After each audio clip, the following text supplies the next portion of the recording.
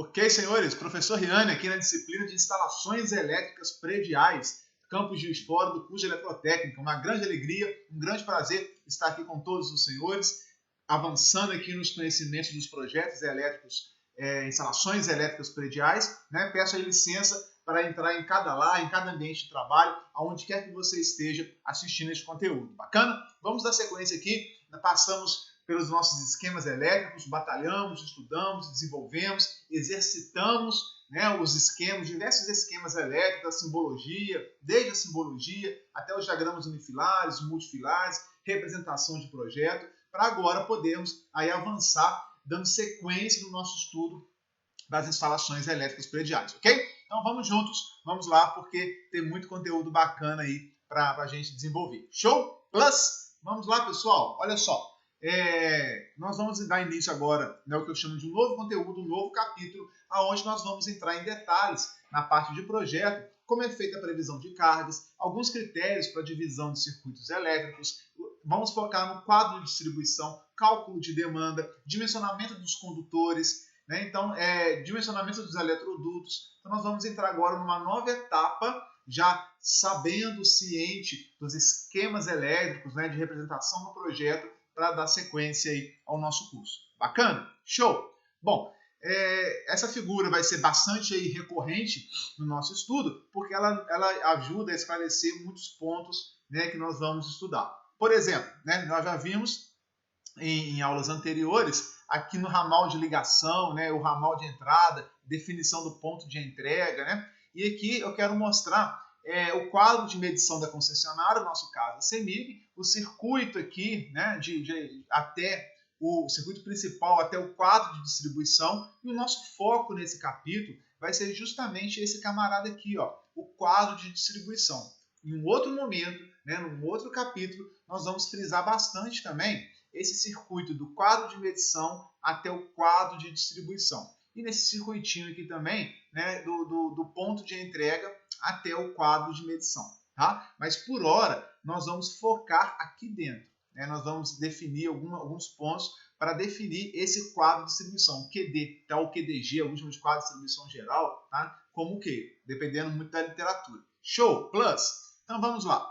Aqui tem mais alguns detalhes. Se a gente observar, eu tenho aqui, deixa eu dar um zoom, o ramal de ligação, eu tenho aqui 1, 2, 3 condutores em preto, que isolação em preto, né? Então seriam 3 condutores, um para cada fase, né? Então, nesse é um circuito de corrente alternada, nós temos aqui 3 fases, é uma alimentação, é um consumidor trifásico, portanto, mais o neutro sempre vai junto, tá? Então eu posso ter um consumidor monofásico, bifásico ou trifásico. Nesse caso aqui, dá para a gente perceber que eu tenho um consumidor aqui trifásico, beleza?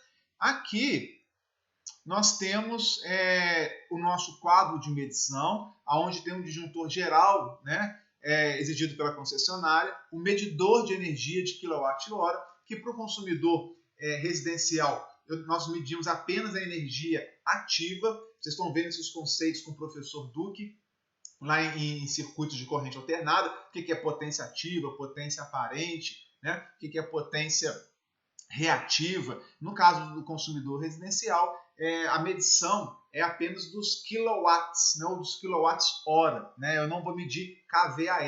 Esses conceitos vão sendo clareados aí ao longo do curso de circuito CA também, né? Que vai caminhar junto conosco aqui, ok? Então o fato aqui é para mostrar que da minha entrada trifásica mais o neutro, eu chego num disjuntor trifásico que faz a proteção. Disjuntor é esse dispositivo que nós vamos ver mais em detalhes também, né, que ele tem o objetivo de fazer a proteção. Acho, inclusive, que vocês viram esse conteúdo lá na disciplina de TME, né, de Tecnologia dos Materiais Elétricos. Então, eu acredito que vocês estejam por dentro do assunto. Professor, eu não sei bem o que é um disjuntor. Coloca lá no fórum, coloca lá no grupo, coloca lá no nosso grupo do Telegram, né, que nós vamos entrar em detalhes. Podemos até elaborar uma aula específica sobre os disjuntores. Mas eu acredito que vocês já viram tanto a parte de disjuntores como de fusíveis também lá na disciplina de TME. Bacana, pessoal? O fato é, eu tenho aqui a proteção de entrada principal das 3 fases. O neutro não passa pelo disjuntor, não passa pela proteção. Ele vai apenas aqui no circuito de entrada. Aqui faz a medição e aqui a saída. Né? Então, chega a energia da concessionária, da CEMIG, chega aqui no quadro de medição ou na caixa de medição da concessionária. Depois nós vamos ver os tipos de consumidores que existem, os tipos de quadros, os tipos de caixas de medição existentes, de acordo com cada consumidor, né? A CEMIG ela define isso, os vários tipos de caixas de medição. E aqui eu tenho a proteção, né? A entrada da medição, aqui é registrado o consumo, pode ser aquele medidor de energia a disco mais antigo, ou os mais modernos digitais, não importa, né? E aqui a saída, para onde eu vou levar lá para o meu quadro de distribuição.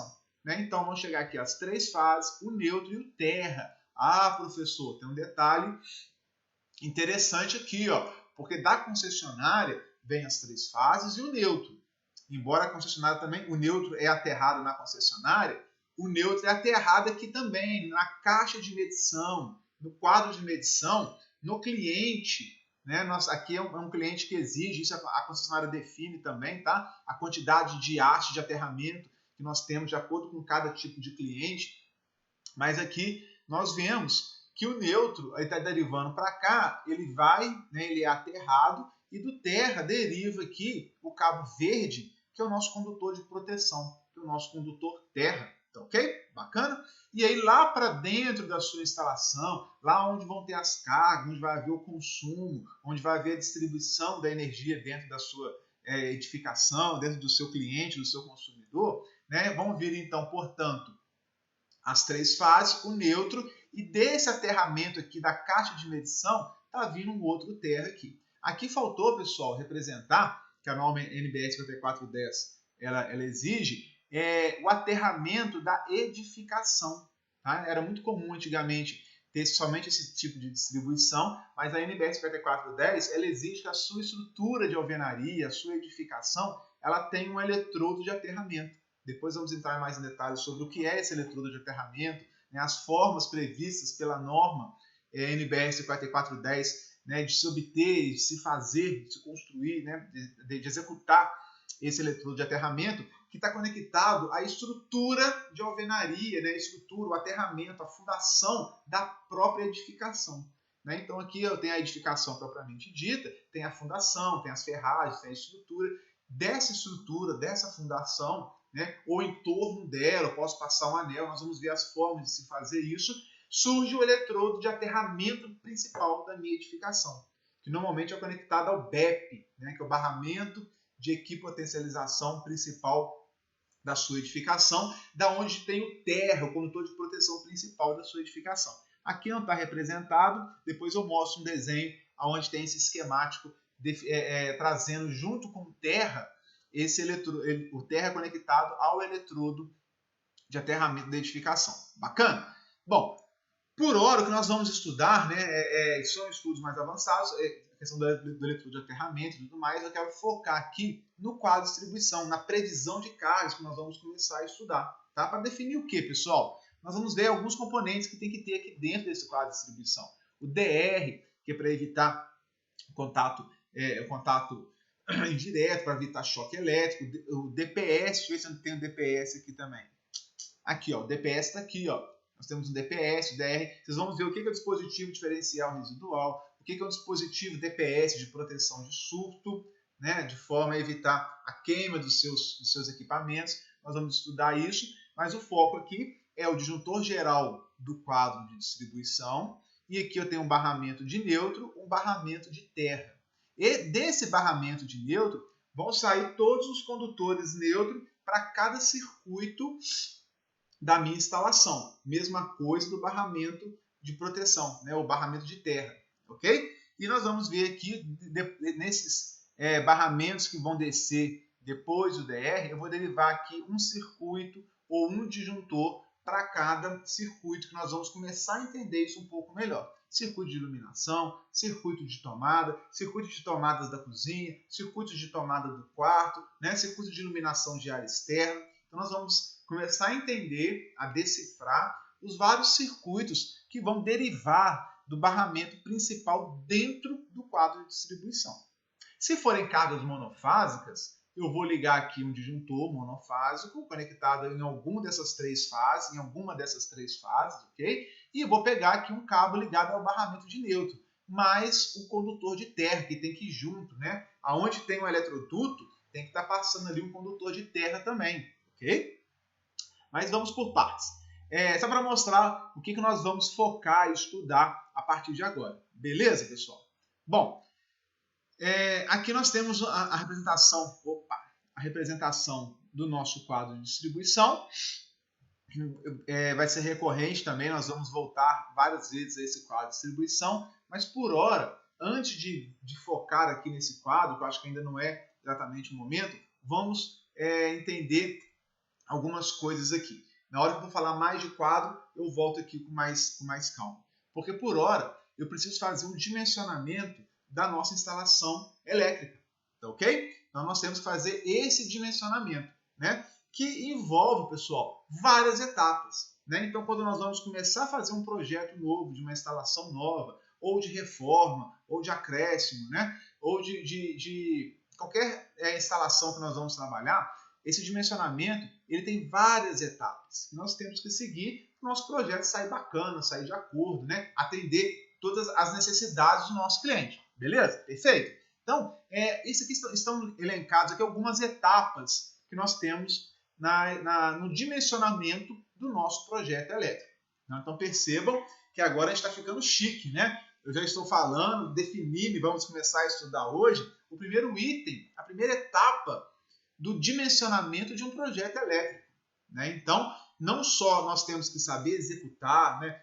Ligar uma tomada, um circuito de iluminação, um three-way, um four-way, uma tomada 220, saber ler os esquemas elétricos, implantar, executar esses esquemas, mas também dimensionar, ok? Nós temos que ser capazes de dimensionar e elaborar um projeto elétrico. E é isso que eu quero que vocês saiam do curso sabendo, né? Claro que com a prática vocês vão adquirindo muita experiência, muitos novos conceitos, vão conhecendo a norma NBR 5410 em mais detalhes, né? É uma norma muito longa, muito extensa.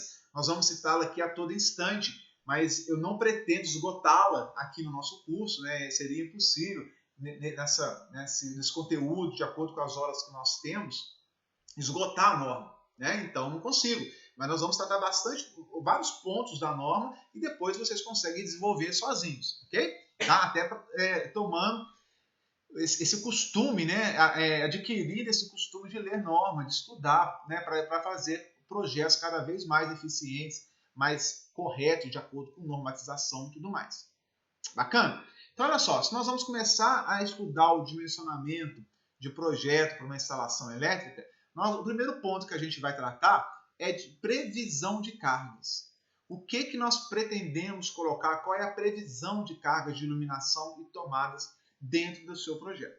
Depois nós vamos ver o tipo de fornecimento de energia elétrica de acordo com a concessionária, executar e aprender como faz um cálculo de demanda, tem que dividir a instalação nos vários circuitos que eu comentei lá atrás, né? Acabei de comentar que no quadro de distribuição nós temos vários circuitos que nós vamos definir, dimensionamento dos disjuntores, das proteções, dimensionamento dos condutores, dos cabos, das bitolas, das seções dos cabos, dos eletrodutos por onde esses cabos vão passar, né? Então tudo isso faz parte aí do nosso projeto elétrico. Bacana?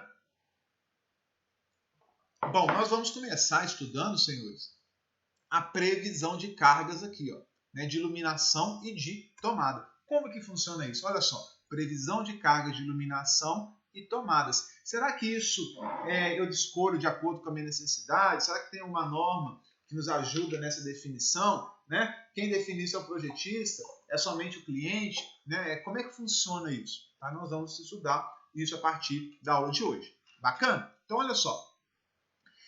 O objetivo dessa previsão de cargas é determinar todos os pontos de utilização da energia da nossa instalação.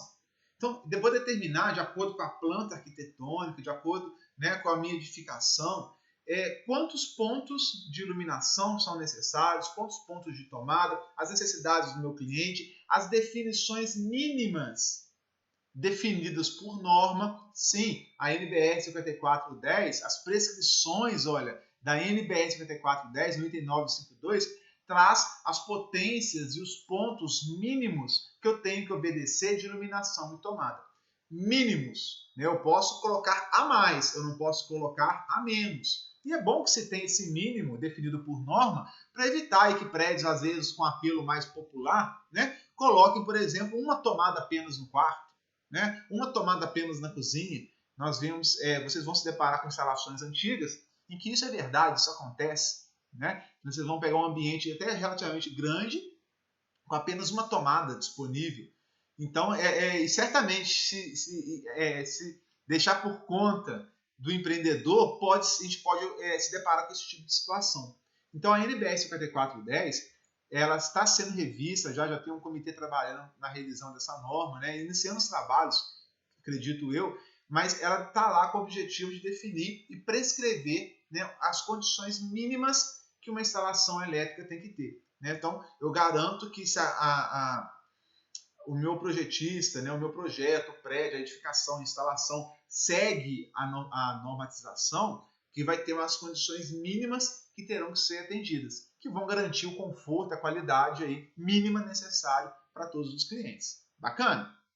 Nessa etapa, então, moçada, a gente define potência, quantidade e localização de todos os pontos de consumo de energia elétrica da instalação.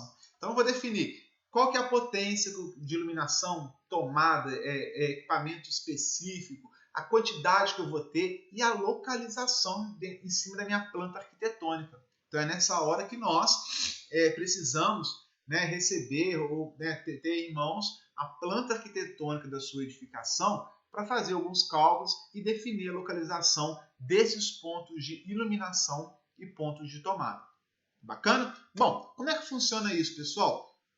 Como é que é, né, essa previsão de cargas? Né? Então, guardem isso. Nessa aula de hoje, nós vamos trabalhar previsão de cargas.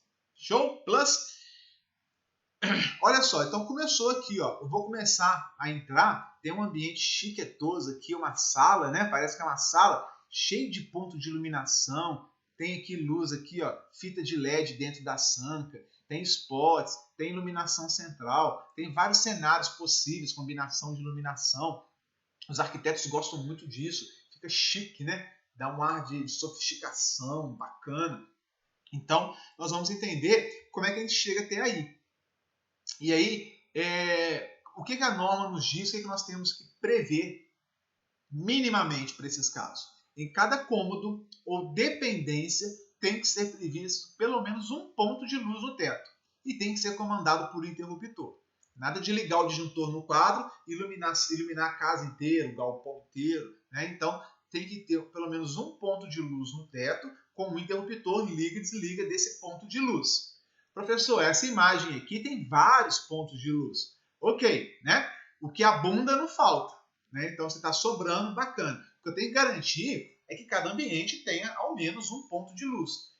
Quando é uma edificação simples, às vezes com um cômodo menor, o basicão que a gente faz é colocar um ponto de luz no meio, no centro ali daquele ambiente. Né? O que vocês mais vão ver por aí, em casas mais simples, apartamentos padrão simples, é um ponto de luz no teto.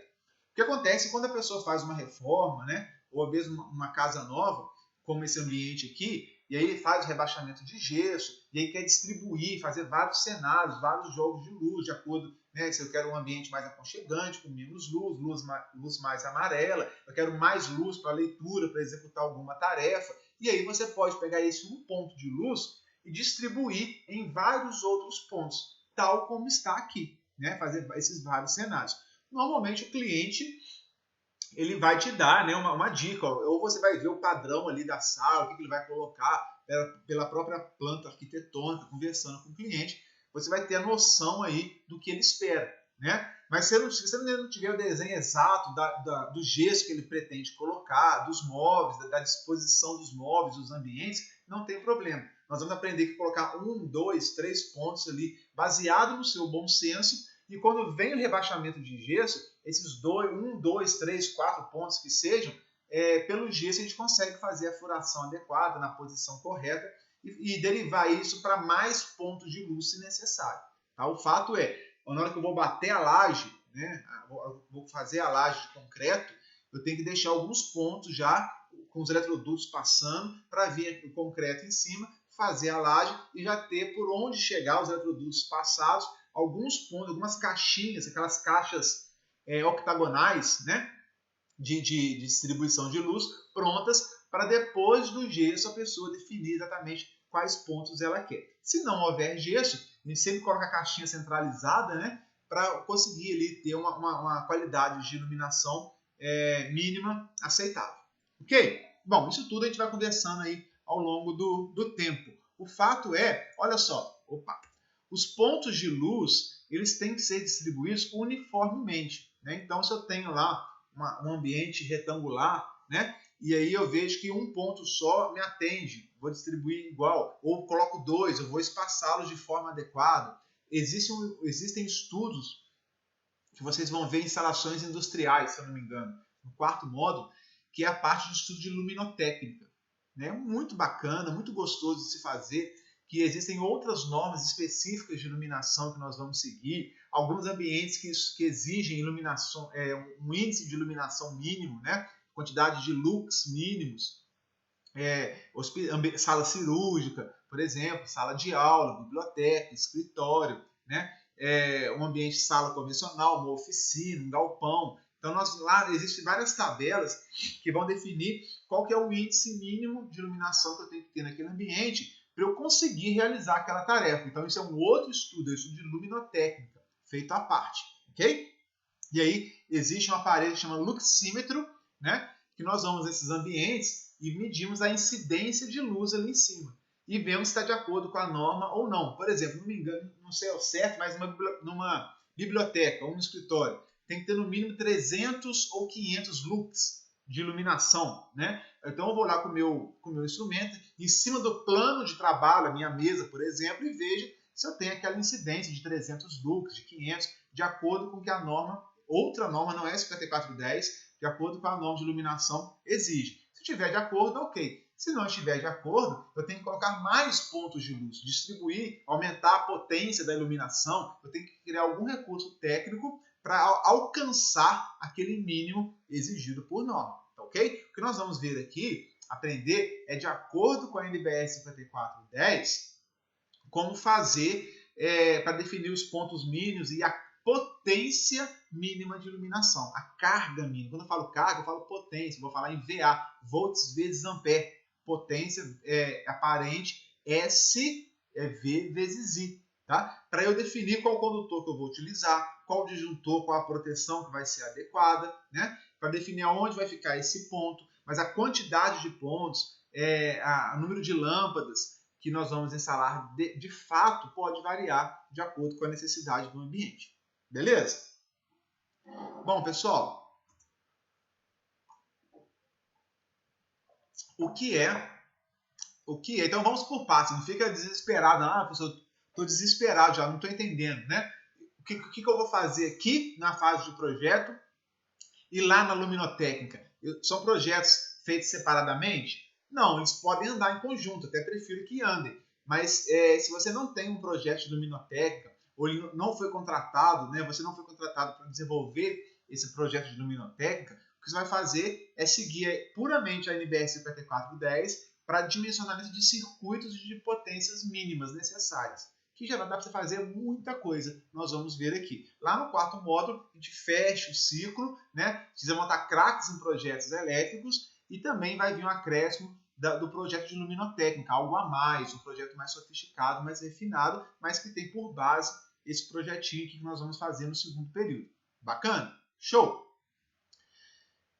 Ufa, é muita coisa, muita informação, né, pessoal? Então, olha só, previsão de carga de iluminação, carga mínima. Eu falei aqui agora a quantidade. Opa, deixa eu voltar aqui.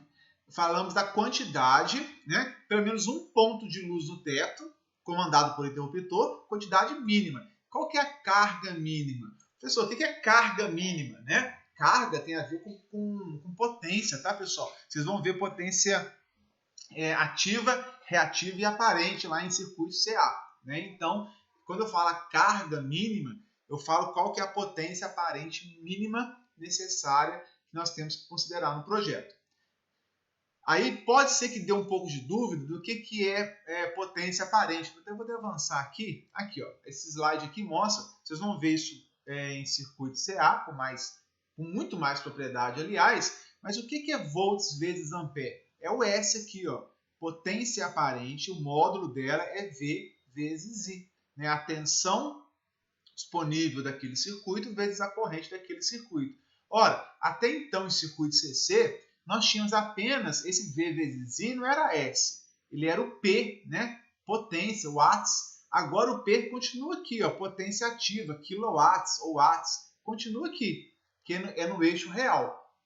Só que agora, quando nós trabalhamos em circuitos de corrente alternada, surge uma outra potência, que é a potência reativa, que é o que a gente chama de VAR, ou kVAR, né? Se eu falar kilowatts, eu tenho kiloVAR, né? Então nós temos no eixo imaginário agora um consumo de potência reativa que nós chamamos, que de acordo com essa potência reativa e a potência ativa vai ter um ângulo, né?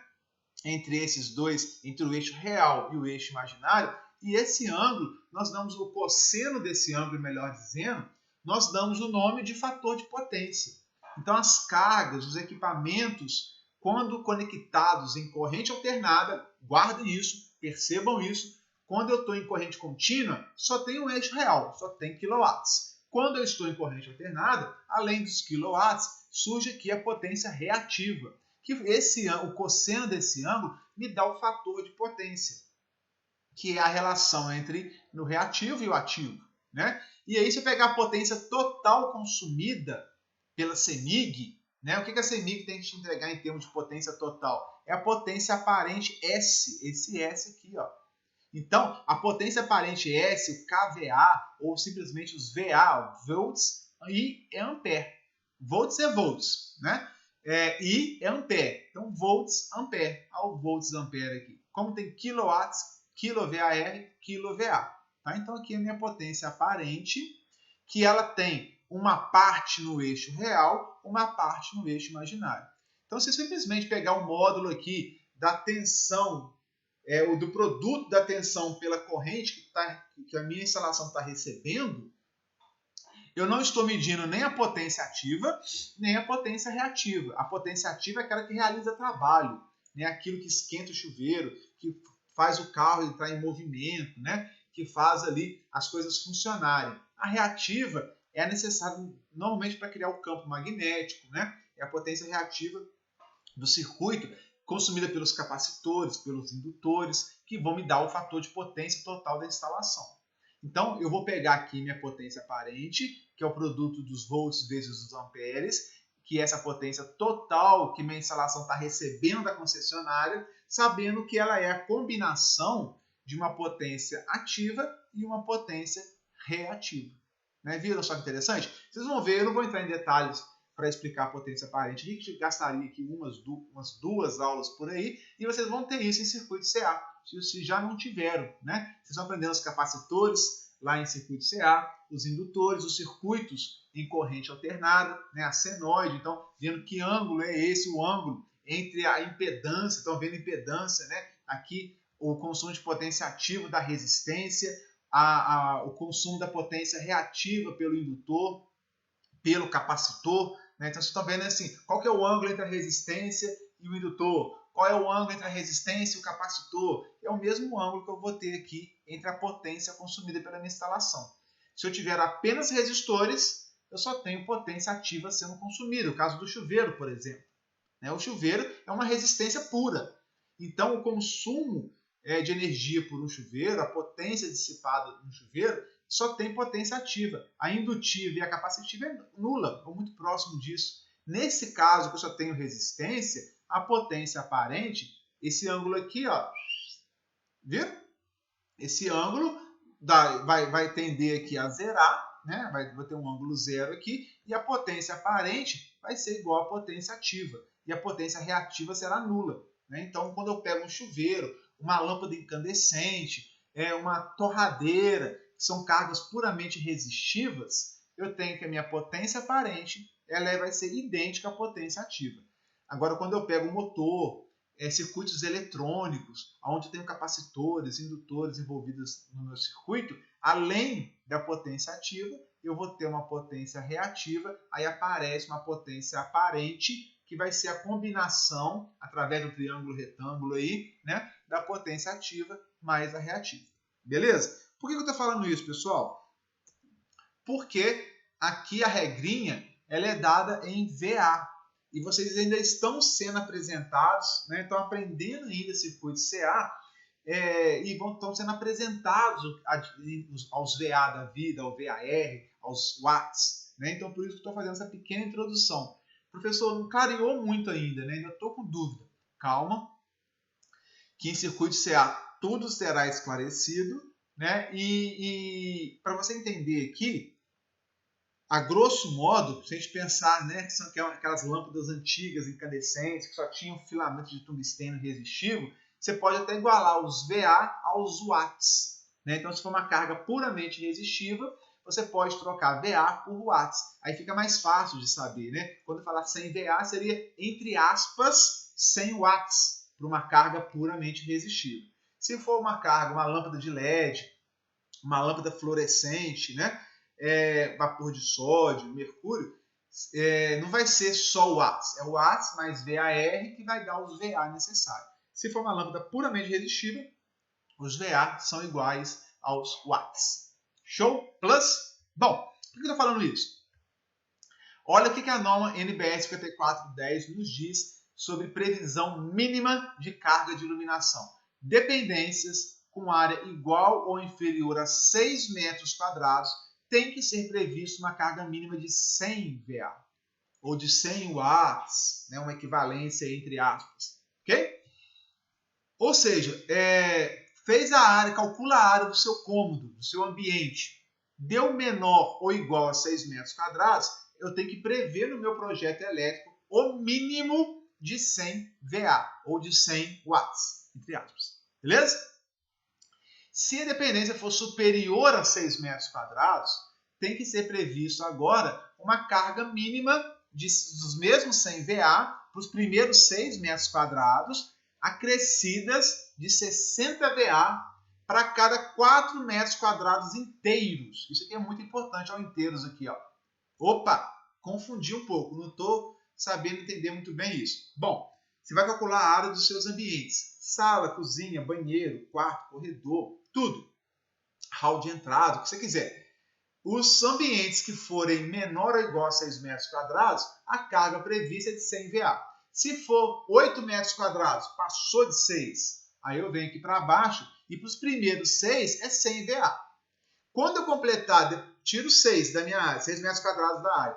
Quando eu completar mais 4 metros quadrados, eu vou somar mais 60 VA. Mais 4 metros quadrados, somo mais 60 VA. E assim até completar a área. Querem ver só? Vamos falar isso através de um exemplo, que eu acho que fica mais claro aí para vocês entenderem. Olha o exemplo aqui. A gente vai dimensionar a carga de iluminação, no caso é mínima, né, de acordo com a 5410, para uma sala que tem essas dimensões aqui, ó, 4 metros por 3 metros. Então, uma dimensão padrão aí, ok? Bom, se ela tem 4 por 3, esse aqui é a minha sala, a primeira coisa que eu tenho que fazer é determinar a área, calcular a área. Como é que vai ser a área desse retângulo aqui? 3 vezes 4, a multiplicação do A vezes B, não é isso? Então, eu vou chegar na conclusão que esse ambiente aqui da minha sala, ele tem 12 metros quadrados. O que eu faço agora? O que vocês fariam? Né? 12 metros quadrados é superior a 6. Então, não vou aplicar essa regrinha aqui de cima. Venho aqui para baixo. Superior a 6. Deu 12, deu o dobro de 6. Ah, professor, se deu o dobro de 6, eu vou colocar 200 VA, né? 6 metros é 100, 12 metros é 200. Só que não é bem assim que a norma diz. Ela fala o seguinte, para os primeiros 6 metros quadrados é 100. Depois, o que excede 6 metros quadrados, a cada 4 metros quadrados inteiro é mais 60. Bom, querem ver? Olha só. Para os primeiros 6 metros quadrados, eu tenho 100 VA. Bacana? Depois, tenho 12. Os primeiros 6 é 100. Depois, eu vou pegar mais 4 metros quadrados inteiros. Cada 4 metros inteiros, não pode ser 3,9, não. 3, 2... 4 inteiro é 60. 6 com 4, 10. Ainda faltam 2 para chegar nos 12. Ok? Os 2 metros aqui, coloquei 0 VA. Mas por quê? Olha o que diz aqui a prescrição da norma. 100 VA para os primeiros 6, completei 4 inteiros, 60. Se eu não completei 4 metros quadrados inteiros, não vou somar nada mais. Só quando eu tiver mais, se eu tivesse mais 4 inteiros aqui, seria 6 com 4, 10, com mais 4, 14. Se a minha área fosse de 14 metros quadrados, eu teria mais 4 aqui, né? 6, 4, 10, mais 4, 14. Como eu não encontrei aqui 4 metros quadrados inteiros, só tenho 2, é 0. Ok? Entenderam? E aí, eu vou chegar aqui nos 12 metros quadrados, 160 VA. 100 mais 60 mais 0. Então, como que eu cheguei nesses 160 VA de iluminação?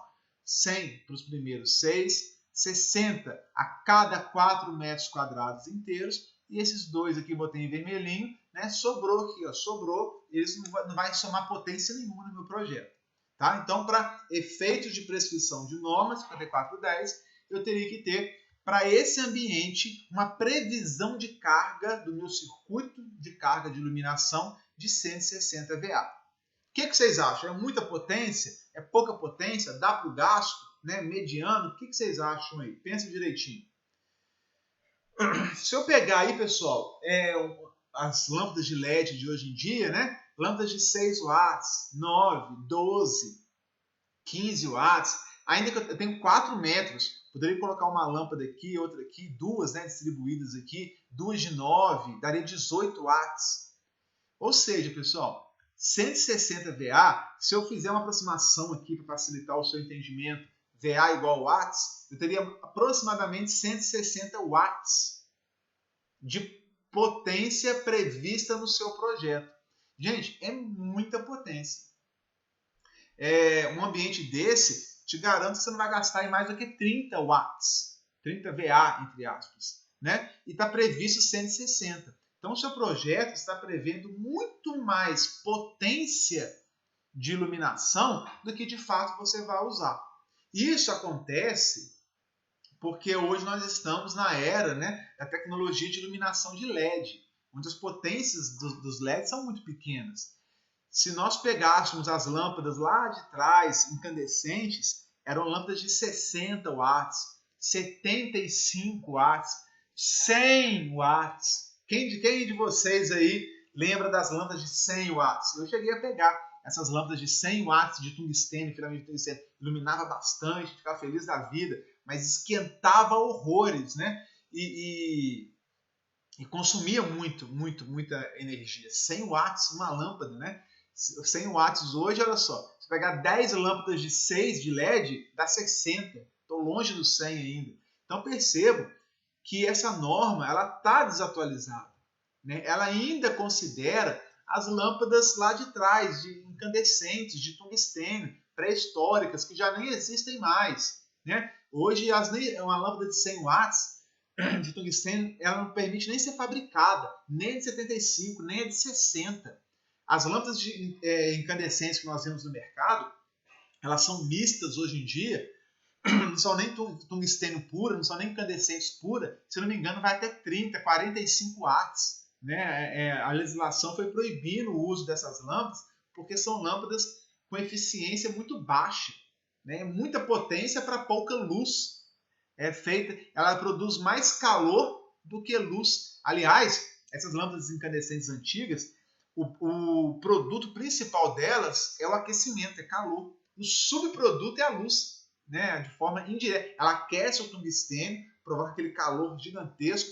O metal aquece tanto que ele brilha e tem aquela coloração puxada para o laranja. Né? Aquilo é metal incandescente. Então o calor ali ele está imperando. Né? Mais de 80% do consumo é calor. 20% ali ou menos é luz. Olha que loucura. Né? Então as lâmpadas incandescentes foram sendo substituídas pelas lâmpadas fluorescentes compactas, né? Com reatores eletrônicos, e agora pela iluminação de LED, iluminação de lâmpadas, né? Ou esquemas, ou refletores, plafons de LED, tá? Painéis de LED, fitas de LED, enfim, lâmpadas de LED. que o consumo é muito inferior, na ordem de 15% aí, em relação ao que era a lâmpada de 10, 15% em relação ao que era uma lâmpada incandescente lá de trás. Tá? Então, a revisão da norma 5410, a gente já tem informação que eles vão alterar essa potência aqui de 100 VA, de 60 VA, porque hoje em dia ninguém utiliza mais e é até proibido a fabricação dessas lâmpadas incandescentes puras de alta potência. Né? Então, por conta disso, aguardem aí, não sei se sai para esse ano ou ano que vem, mas já já nós vamos ter novidade aí na NBS 5410 com a atualização desses valores. Já se faz muito necessário isso. Enquanto isso não acontece, nos resta aplicar o que está prescrito aí na norma. Tá? Isso aqui não vai nos atrapalhar em nada, não. Né? É bom que fica sobrando, é bom que seu condutor ele opera folgado, seu disjuntor opera folgado, né? A sua iluminação, a sua instalação fica tranquila. Tá? Então vamos adotar o que está prescrito aqui por norma. Conseguiram entender? Show! E aí, alguns comentários sobre a previsão, né, das cargas de iluminação. Essa norma não faz nenhuma referência a respeito das arandelas de banheiro. O que é arandela de banheiro? Aquele ponto de iluminação que fica na parede, normalmente em cima do espelho. Tá? Tem a pia do banheiro, o espelho, tem um ponto de luz logo acima, né? Para você fazer barba, para as meninas aí fazerem chapinha, uma maquiagem, negócio chiquetoso, né? A norma, ela não exige que você coloque uma arandela na parede, em cima do espelho, ali próximo à pia. Não é necessário, não é obrigatório, mas é uma boa prática incluir, além do ponto de luz do teto, colocar um ponto de luz ali, né, sobre o espelho, perto da pia, para fazer barba, maquiagem, esse tipo de coisa. Sempre que a gente prevê esse ponto, a gente já tem que observar que a norma fala que quando existe esse ponto, ele tem que estar a 60 centímetros do box, né, para evitar área molhada, né, esse tipo de coisa. Então, esse ponto da arandela na parede, eu tenho que estar afastado no mínimo 60 centímetros do box, que é a área área molhada, propriamente dito, do nosso banheiro. Ok? Bom, a potência em VA ela é determinada para efeitos de dimensionamento de circuito. Quanto que o seu circuito, os seus cabos, os seus condutores, o seu disjuntor, o seu quadro de distribuição vai suportar e vai estar previsto, né, esperando de iluminação. Não é a potência nominal das lâmpadas. Falamos isso aqui agora há pouco, né? Eu não vou colocar uma lâmpada aqui de LED de 160 VA. Ninguém vai enxergar nada, né? Botar um refletor lá de 200, 100 watts, 150 watts, 160 watts de LED, ninguém vai conseguir ficar no ambiente tão claro, vai achar que o sol está lá dentro da sala. Né? Então, é a previsão do seu circuito, do seu quadro, do seu projeto. Se fosse uma instalação de hoje em dia, eu colocaria aqui uma, duas lâmpadas de 9 watts, ou uma fita de LED, ou alguns pontos aqui específicos de iluminação LED. Então, aí a distribuição você faz depois. Tá? Então, não confundam a previsão de carga do meu projeto para dimensionamento de projeto com o consumo ali real que eu vou instalar naquele ambiente. Tá? Eu tenho que prever para esse ambiente aqui que eu falei que é uma sala, 160 VA. Se eu vou usar 160 VA ou não, é outra história. Se eu vou usar 160 VA ou não, mas num único ponto de luz no meio da sala, ou em 2 pontos de luz, ou em 3, ou em 4, ou com uma fita de LED, né, ou com spots, né, específicos sobre um quadro, sobre a televisão, sobre o sofá, não importa, isso é outro projeto que é contratado pela luminotécnica, pelo arquiteto, né, ou por nós mesmos. Mas aí não confunda uma coisa com a outra, porque quando a gente está começando a estudar, pode dar a falsa impressão que eu tenho que definir um ponto apenas com toda a potência necessária. Não é assim. Tá? Então eu não posso ultrapassar 160. Se eu quiser colocar mais iluminação na sala do que 160 VA de potência, eu não posso. O seu projeto não permite, ele não prevê utilizar mais do que 160. Até 160 VA de potência de iluminação, tá de boa. Mais do que isso, não pode. Aí o disjuntor, se eu colocar mais do que isso, o disjuntor ele vai tender a desligar para proteger a sua instalação. Ou para você estar usando aí mais potência do que foi prevista no projeto. Então, para segurança, ele desarma e não deixa você utilizar mais do que isso. No caso de iluminação, jamais vamos ultrapassar esse valor, como eu disse, porque a iluminação LED, o consumo é muito pequeno.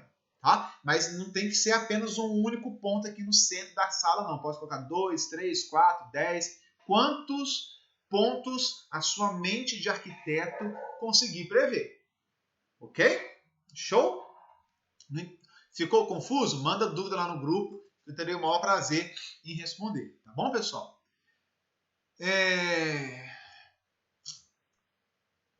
Olha lá, a NBR 5410 de 2004 ela não estabelece critérios para iluminação em áreas externas, ficando por conta do cliente e do projetista. Um quintal, uma quadra, uma área, às vezes gourmet, uma área externa, diferente, fica muito por conta do gosto do freguês, embora tenha algumas normas específicas para iluminação de ambientes comerciais ou industriais, galpão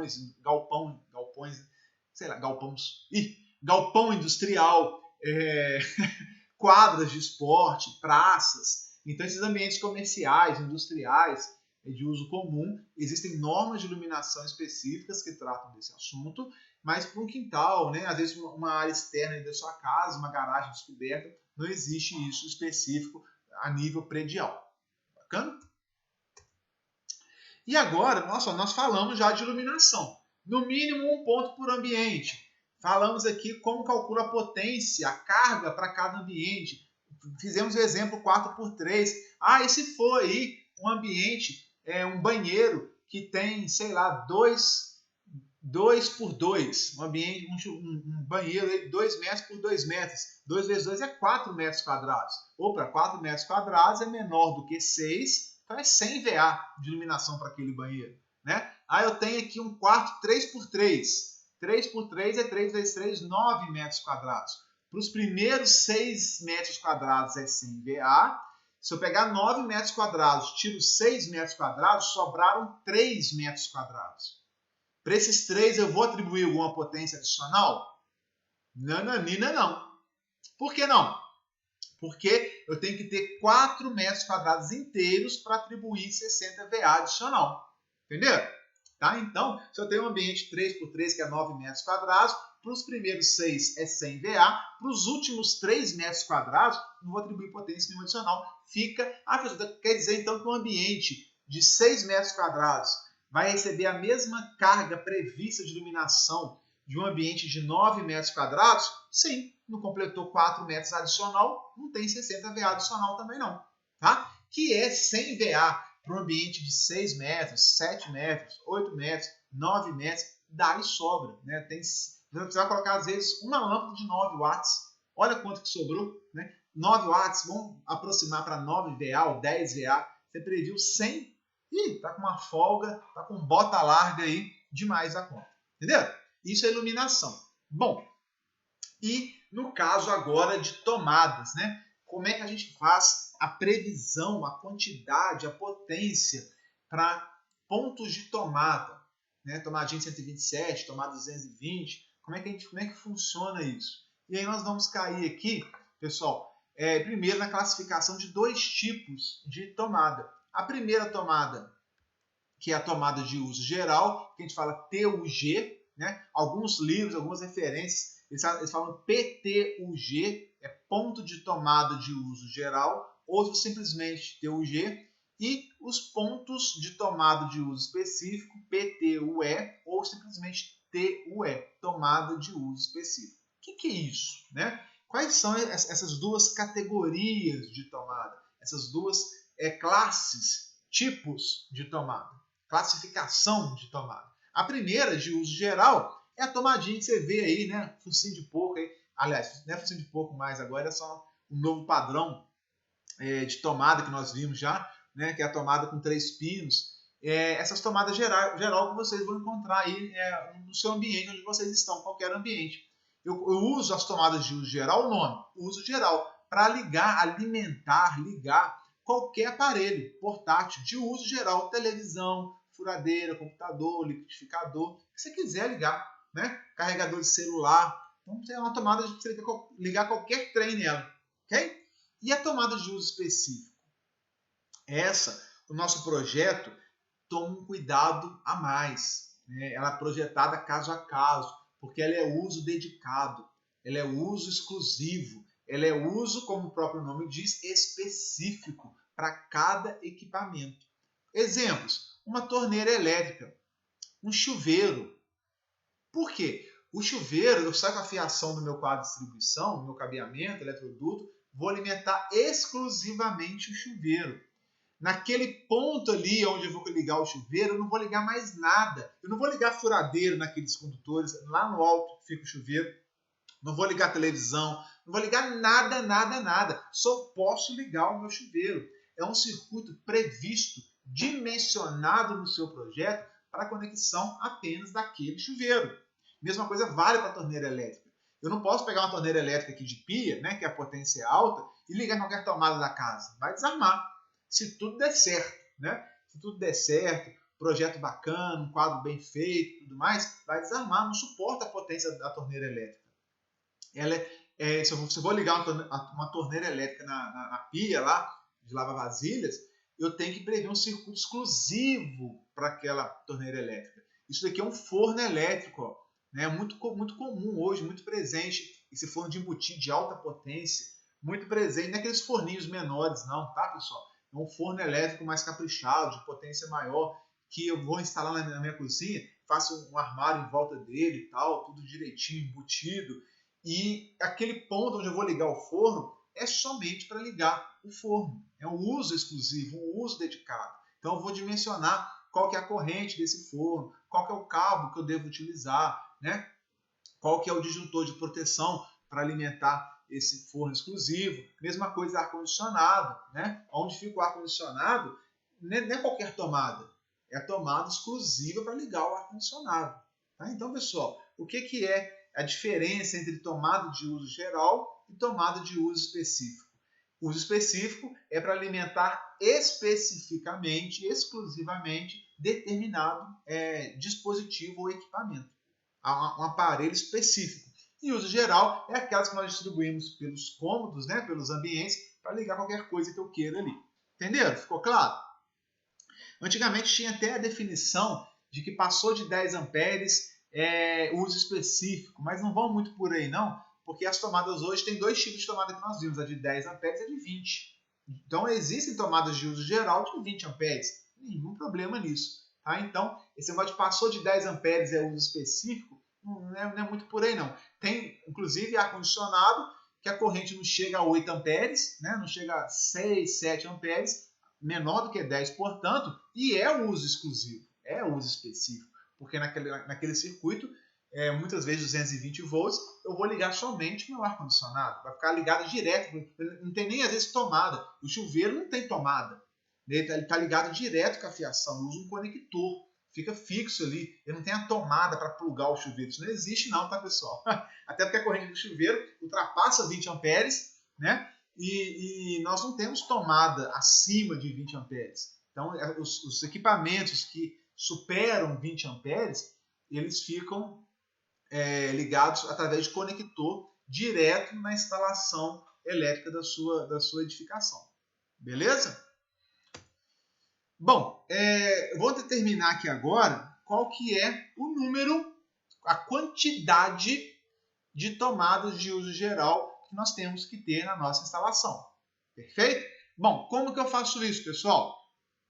Vou dar um zoom aqui, ó. Quantas que eu tenho que ter? Vimos que nós fizemos isso para iluminação. Né? Iluminação, pelo menos um ponto por ambiente. Né? Pelo menos um. E aqui, cômodos ou dependências para tomada agora. Com área inferior, igual ou inferior a 6 metros quadrados. De novo, vale o cálculo da área do ambiente. Se for menor ou igual a 6 metros quadrados, no mínimo, uma tomada. Então, se eu pegar um ambiente, fizer o cálculo desse ambiente, 2 por 2, 4 metros quadrados, menor do que 6, eu tenho que disponibilizar, no mínimo, uma tomada. E se for maior do que 6 metros quadrados? Cômodos ou dependências com mais de 6 metros quadrados? Passou de 6. Aí é interessante. Porque eu vou largar, se passar de 6 metros quadrados, eu deixo a área para lá e vou ter que calcular o perímetro do ambiente. Professor, o que é perímetro? Coloquei aqui, ó. É a medida do contorno da periferia, do perímetro da figura geométrica que nós temos, né? E eu obtenho esse contorno somando os lados do polígono, somando os lados de um quadrado, os lados de um retângulo, né? Da forma geométrica que for. Então, lembrando aqui, fazendo um flashback para quem está um pouco em dúvida, o perímetro é a soma dos lados de um retângulo, por exemplo. Qual que seria o perímetro aqui, por exemplo, pessoal? Desse exemplo de iluminação. Eu tenho 4 vezes 3, 12 metros quadrados. Passou de 6 metros quadrados. Então, eu vou ter que calcular o perímetro. O que seria? 4 de cima com 4 de baixo. 3 de um lado com 3 do outro. Então, seria 4 com 4, 8. 3 com 3 dá 6. 6 com 8 dá 14 metros. Né? Eu teria um perímetro de 14 metros dessa sala aqui. Ó. 4, 3, 7, mais 4, 11, mais 3, 14. Então, eu tenho 14 metros de perímetro, 12 metros quadrados de área e 14 metros, sim, não é metro quadrado não, perímetro é só metro. 4 metros, 3 metros, 4 metros, 3 metros. 14 metros de perímetro. Tá ok? E aí, por que eu tenho que calcular o perímetro? Porque agora, se eu tenho aqui, passou de 6 metros quadrados, vou calcular o perímetro e eu vou prever, portanto, uma tomada para cada 5 metros ou fração de perímetro. Ixi. Respira. Diferente da iluminação, aqui não é 4 metros quadrados inteiros, 5 metros perímetro inteiro. Aqui vale a fração. Vale o quebrado, né? Então, o que nós temos aqui? Naquele ambiente da sala, 4 vezes 3 dá 12 metros quadrados ou 14 metros de perímetro. Nesse caso, a cada 5 metros de perímetro eu tenho que ter uma tomada. Então, percebam, 5 metros, uma tomada, mais 5 metros, outra tomada. Já tenho duas. Tem 10 metros de perímetro aqui. Sobrou 4 metros de perímetro. Mas 4 metros é uma fração de 5, não dá 5 inteiro. É um pedaço, não chegou a 5 ainda. É um pouco antes. E aí, aqui, qualquer pedacinho que passou do 5, 10, se tiver 10,1, o 0,1 que passou do 10, te dá direito a mais uma tomada. Então, 14 metros, eu tenho 5, 5 e 4. 5 metros uma tomada, mais 5 outra, 4 outra. Se fosse 11 metros de perímetro, 5, 5 e 1 metro. Esse 1 metro também te daria direito a mais uma tomada. Entendeu? Tá? Então, aqui, isso para ter mais tomadas no ambiente. Para aquela sala ali, eu teria que ter 5, 10, 4, 14. 1, 2, 3 tomadas. Eu teria que ter 3 tomadas, no mínimo, prevista para aquela sala. Isso é bom, né? Ah, mas eu quero colocar 5 tomadas, eu quero colocar 10 tomadas, 20, 1 milhão. Aí é acordo seu com o cliente. Porque a norma exige que você garanta, no mínimo, 3 pontos de tomada para aquela sala. Entendeu? Show, né? Mas não para aí, não. Por quê? Para ambientes onde tem serviço, né, onde tem alguma atividade normalmente que é executada, cozinhas, copas, cozinhas, área de serviço e tudo mais, eu vou prever uma tomada não é a cada 5 metros, não. Uma tomada para cada 3,5 metros, 3,5 metros, ó, ou fração. Então, se eu estiver na cozinha e fizer o perímetro da cozinha, eu não vou fazer 5, 10 e o que sobrar, não, 15 e o que sobrar e mais um, não importa. Eu vou fazer a cada 3,5, uma tomada. Com mais 3,5 são 7. Com mais 3,5 são 9,5. Com mais 3,5 são 13. Viram? Ó, então 14 metros já teria aqui, ó, 4 mais 1 ainda. Olha como é que aumenta o número de tomadas se eu saio da sala e vou para a cozinha. Isso é importante, porque na cozinha eu ligo vários equipamentos. Ainda mais hoje em dia que tudo é elétrico. Esteira, né? Micro-ondas, geladeira, fogão, tudo é ligado a liquidificador, é ligado à energia, né? O futuro é elétrico. Então é bom que você tenha uma quantidade maior de tomadas previstas em ambientes onde tem execução de tarefas, que é o caso de uma cozinha, uma área de serviço, por aí. Entendeu? Então nesses casos, ao invés de fazer a cada 5 metros de perímetro uma tomada, eu vou usar a cada 3,5 metros uma tomada. Bacana? Ah, mas tem mais coisa ainda. Subsolos, varandas, garagens ou sótãos, pelo menos uma tomada. Então, esses ambientes, pessoal, sótão, subsolo, garagem, porque às vezes na garagem, o perímetro da garagem é muito grande. Daria lá 4, 5, 6, 7 tomadas. Só que numa garagem não precisa ter 7 tomadas. Vou ligar ali um aspirador de pó, vou ligar ali alguma ferramenta, né? Sei lá, uma furadeira, alguma coisa assim. Eu não preciso ter, se a cada 5 metros um ponto de tomada numa garagem. Né? Às vezes as garagens são imensas, grandes, 2, 3 carros, dariam muitas tomadas de acordo com esse critério.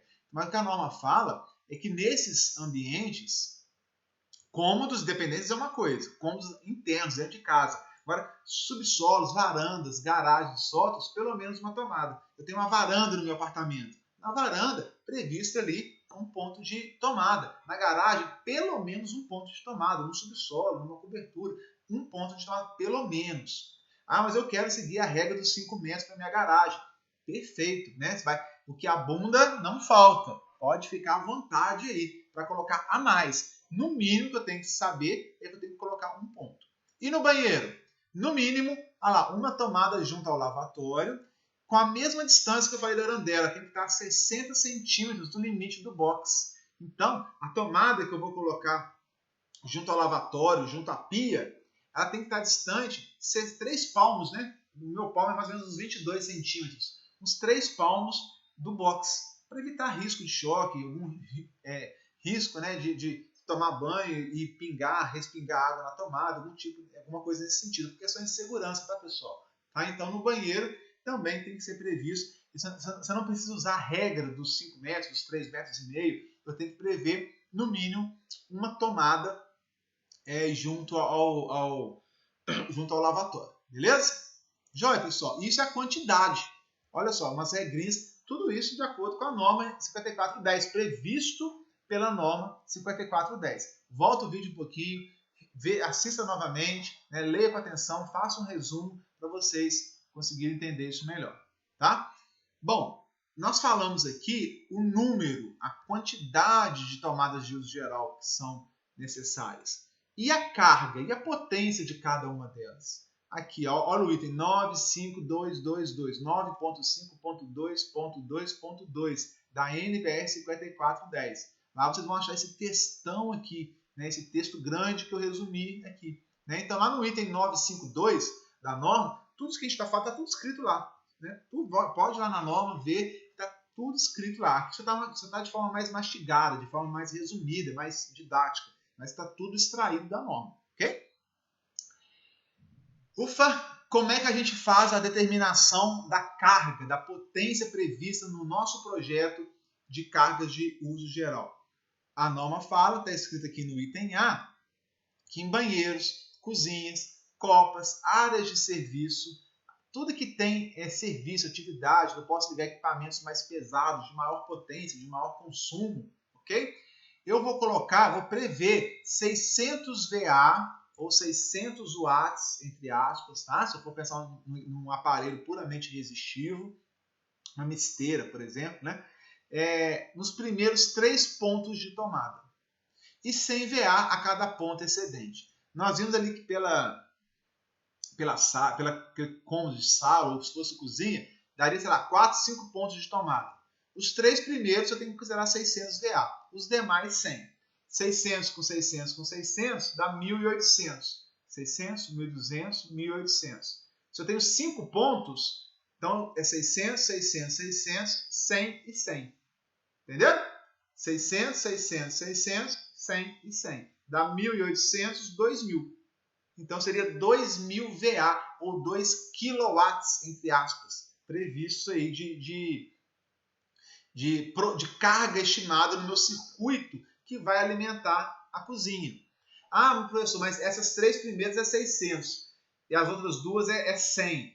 Eu não posso ligar um equipamento de 500 VA nessa de 100, não? Pode, não é isso que nós estamos falando. Né?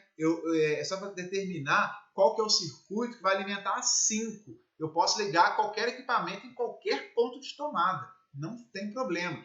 Eu estou fazendo só a somatória das 5 tomadas da minha cozinha para eu ver qual que é o cabo que eu vou utilizar, qual que é o disjuntor, quanto que eu vou estar prevendo de carga no meu projeto. As tomadas vão ser todas de 10 ou de 20 amperes. Eu posso pegar o liquidificador, ligar numa que eu falei que era 600 ou numa que é de 100. O liquidificador é 300.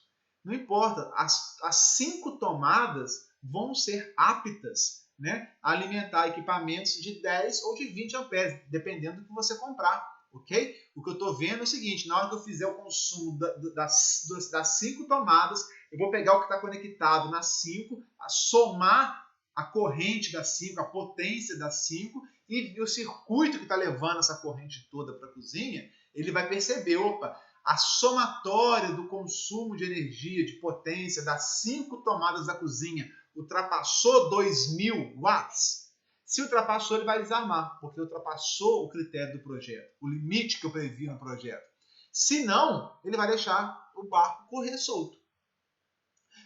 O circuito, a fase e o neutro, que vem lá do quadro de distribuição, que vai alimentar essas 5 tomadas da cozinha, por exemplo, ela não sabe que na tomada 1 está ligado o liquidificador ou na tomada 5 está ligado o liquidificador. O que o cabo sabe, né, o que eles têm, o que o disjuntor está medindo lá, é qual que é a potência que esse meu circuito está fornecendo, na somatória das 5 tomadas em conjunto. Tá? Ele não enxerga uma tomada em específico, ele enxerga a somatória do consumo, né, da potência das 5 tomadas. Isso é importante esclarecer. Eu já vi muito aluno falando assim, professor, se eu botar as 3 primeiras de 600, nas outras 2 eu só posso ligar 100 VA. Não é isso. Tá? Não é isso. Você pode ligar qualquer equipamento em qualquer uma tomada, desde que a somatória das potências não ultrapasse o total previsto no projeto, que é de 2.000. Quanto que dá 100 VA, né, pessoal? Só para vocês terem uma ideia aí. Se for uma carga puramente resistiva, seria 100 VA dividido por 127 volts. Seria uma corrente de quanto aqui, ó? Olha, só para vocês terem uma ideia, né? 0,78 amperes, né? Uma corrente muito baixinha. Se for 600 VA, 600 dividido por 127, se for uma carga puramente resistiva, seria, se fosse, vou pegar uma carga de 600 watts, né? Para vocês terem uma noção melhor, 4,72 amperes, né? A tomada suporta 10, algumas tomadas você pode instalar na cozinha para 20, tá? Então não se preocupem aonde vocês podem conectar o equipamento, não. O que importa para nós aqui é a previsão da somatória das tomadas que eu vou instalar na cozinha, a somatória das tomadas que eu vou instalar na sala, a somatória das tomadas que eu vou instalar no quarto, para fazer a previsão do nosso circuito, do nosso projeto. Quando a gente montar o quadro, vocês verem os circuitos todos montados, isso vai ficar um pouquinho mais claro aí na cabeça de vocês. Beleza? Tranquilo? Vamos lá. E aí, os demais cômodos, 100 VA por tomada. Só 100 VA, a previsão do projeto. Opa, se a minha sala são 4 tomadas, né? Foram 4 ou foram 3? Eram 14 metros, né? Eram 3 tomadas só na sala, que a gente previu. 14 metros é 5, 10, sobra 4. A fração também conta 1. 3 tomadas na sala. Se são 3 tomadas na sala, é 100 VA para cada tomada. Seriam 300 VA somente, né? Previsto para as tomadas o consumo total, né, simultâneo, conectadas ao mesmo tempo, com aparelhos consumindo até 300 VA na somatória delas. Isso é o que o seu projeto iria prever. Mínimo. Posso prever mais? Não tem problema. Não pode ser menor do que a prescrição da norma. Perfeito? E aí, pessoal, tem um detalhe aqui que eu coloquei em vermelho, que vale a pena vocês lerem lá na norma, que é o seguinte, olha só, aqui vai explicando isso, ó, no mínimo 600 VA, no mínimo, ó, 600 VA por ponto de tomada até 3 pontos, e 100 VA por ponto para os excedentes, eu coloquei aqui, ó, na letra A. Quando o total de tomadas desses conjuntos for superior a 6 pontos, o que é superior a 6 pontos? 7 em diante. Então, cheguei na conclusão que na minha cozinha vão ter 7 pontos de tomada, 8 pontos, 10 pontos de tomada. Eu posso fazer uma simplificação. Eu posso colocar 600 VA nos 2 primeiros pontos, ao invés dos 3. E os demais 100 VA por ponto. Eu acho isso uma gambiarra, porque não é gambiarra, mas assim, hoje em dia, a gente precisa de muita potência de tomada, ao contrário da iluminação. A iluminação reduziu as lâmpadas, né, o consumo, mas numa cozinha, os equipamentos elétricos aumentaram muito. Então, essa simplificação fala o seguinte: tem mais de 7 pontos na cozinha, por exemplo, né, 7, 8 em diante, você pode considerar 600 VA só para os 2 primeiros e os demais tudo 100. Ou então você desconsidera essa observação, essa exceção aqui, como eu sempre faço, eu sempre considero no mínimo para os 3 primeiros pontos 600 VA e os demais 100. Quando eu não ponho tudo 600. Dependendo da cozinha, se tiver 5, 6 pontos, eu ponho 600 para todo mundo, né? Porque hoje em dia são muitos os equipamentos conectados nas tomadas de uma cozinha, por exemplo. Tá? Então, para evitar que o circuito desarme, eu vou prever uma potência maior, vou caprichar mais no disjuntor, vou caprichar mais no circuito, né? Vou fazer uma divisão dos circuitos de forma mais adequada para alimentar, para prever potências mais significativas, de maior potência na minha cozinha. Tá? Então, a gente está caminhando, não sei como é que vai ser a revisão desse ponto da norma que está chegando aí, ou que vai chegar, mas a gente está caminhando para subir esses valores, ao contrário da iluminação, que vai reduzir, aqui talvez vá subir, porque hoje a necessidade de potência, né, numa cozinha, mesmo numa sala, ela é maior, né? Numa lavanderia, essas lavadoras que lavam e secam as roupas, lava com água quente, seca, isso tudo consome muita energia, muita potência. Então hoje a necessidade é maior de potência nas tomadas e de menor potência na iluminação. Tá entendendo? Tá? Então, aqui a letra B, os demais cômodos 100 VA por ponto de tomada padrão. Então, a tomadinha padrão é 100 VA, que eu vou considerar para efeito de projeto. E se for de área molhada, área de serviço, copa, cozinha, área de serviço, é 600 VA. Beleza? Tá? Para as 3 primeiras e as demais eu posso considerar 100 VA. Show! E as tomadas, pessoal, de uso específico? Falamos aqui tudo para uso geral, TUG. Ó. E se for uma tomada de uso específico? Um chuveiro, uma torneira elétrica, um ar-condicionado, um forno mais caprichado, né? Como é que a gente faz isso? Bom, aí a quantidade a norma não define.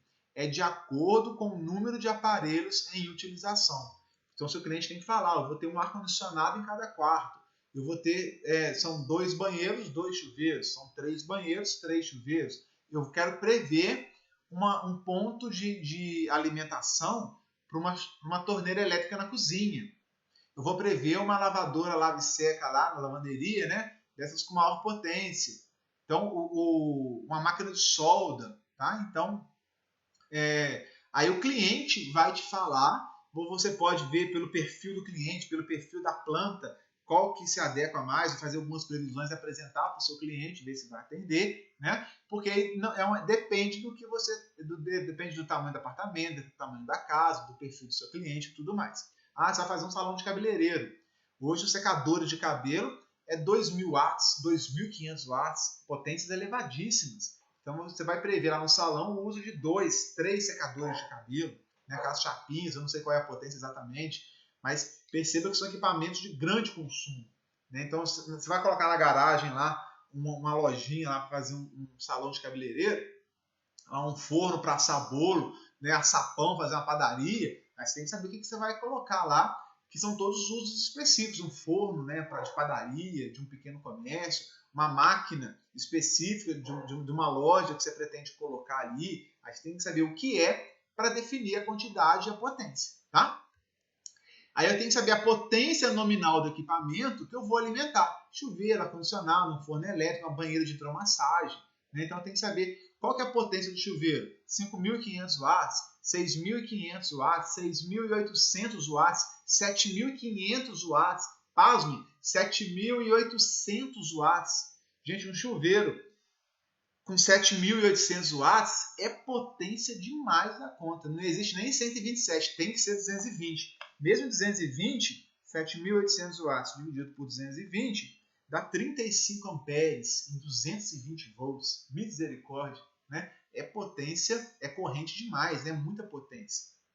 Então tem que ser previsto condutores específicos para alimentar esse chuveiro, disjuntor específico para alimentar esse circuito do chuveiro, né? E tudo mais, tá? Bom, os pontos de entrega aqui desse circuito de tomada de uso específico, olha que interessante, eles têm que ser localizados no máximo a 1,5 m do ponto previsto para a localização do equipamento que vai ser alimentado. Opa, o que quer dizer isso?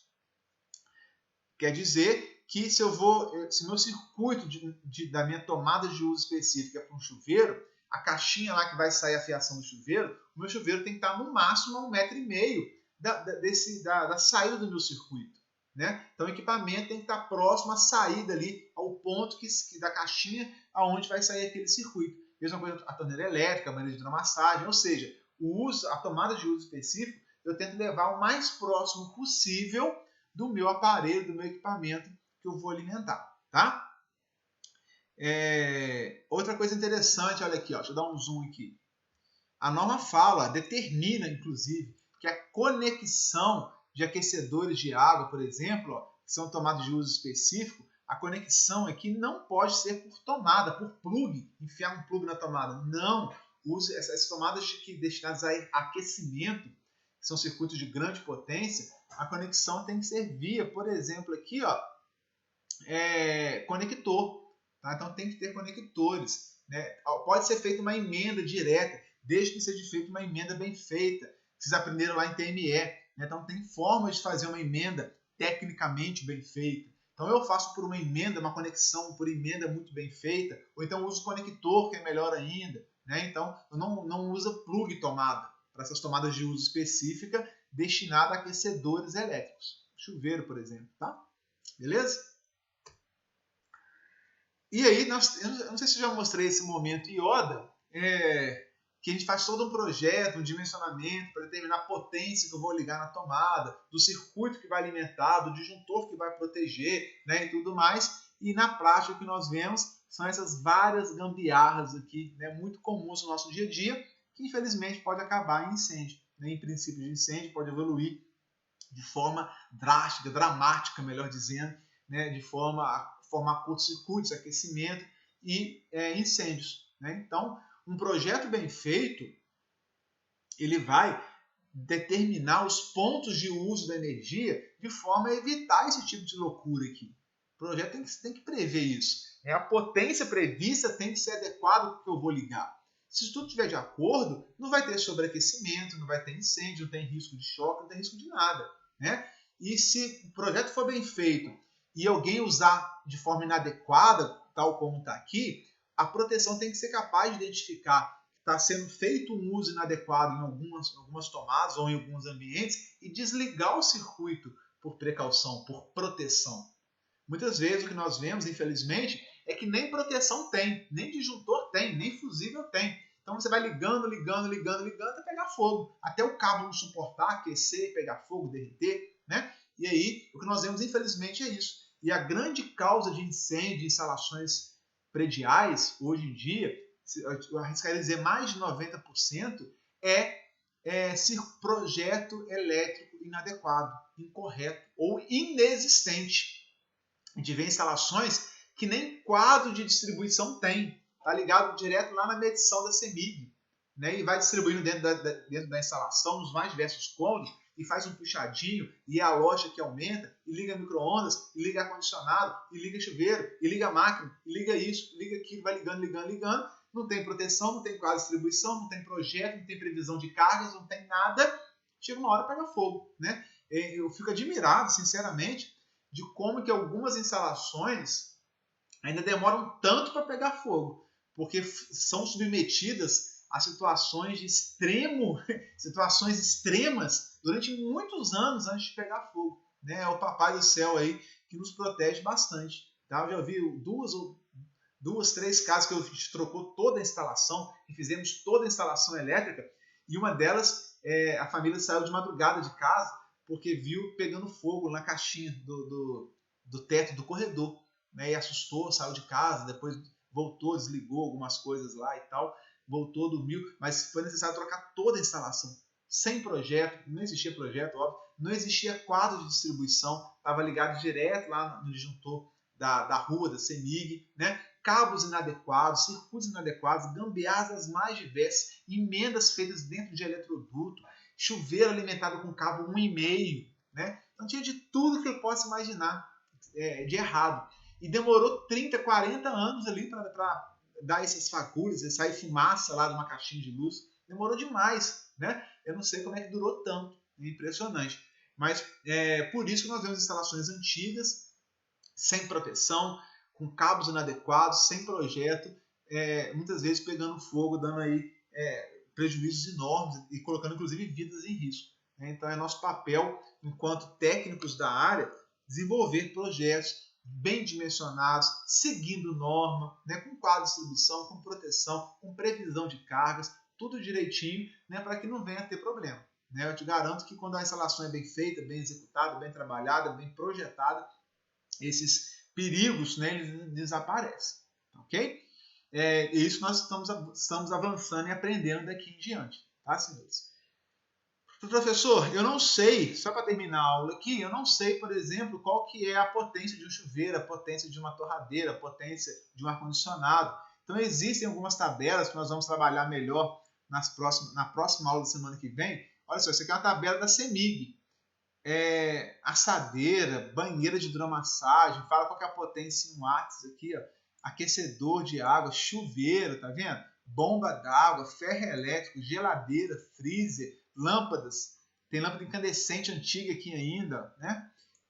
Olha só, que nem fabrica mais, 60 watts, 150 watts, misericórdia, hoje é uma aberração. Máquina de lavar pratos, lavar roupa, máquina de xerox. Então videogame, essas tabelas estão um pouco antigas, é verdade, bem defasadas, mas dão uma orientação.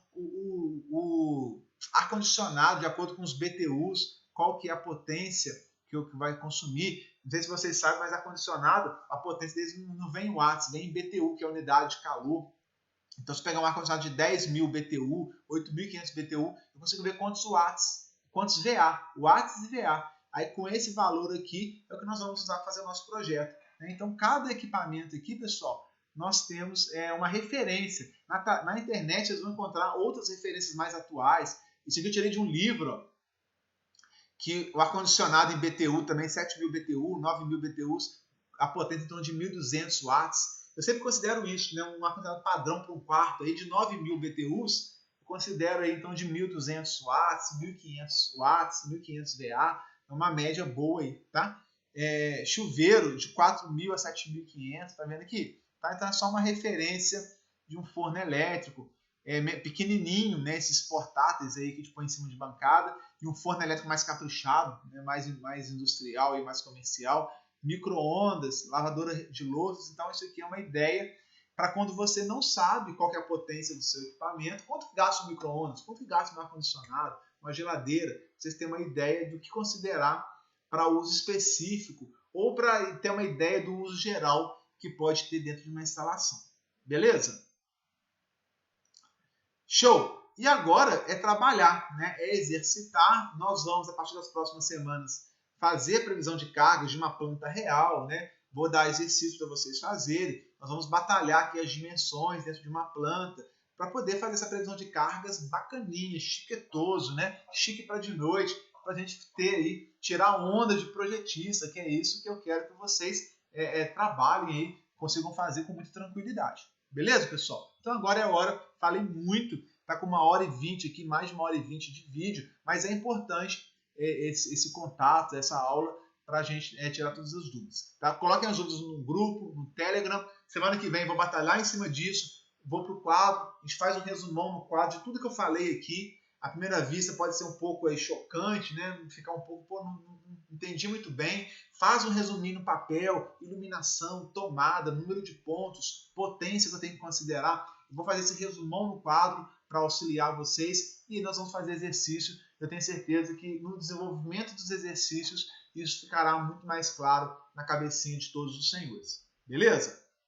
Pessoal, muito obrigado pela atenção. Desejo uma boa noite, um bom descanso a todos. Tá? Fiquem todos com a maravilhosa paz do nosso Senhor e Salvador Jesus e até o nosso próximo encontro. Até mais, fiquem com Deus.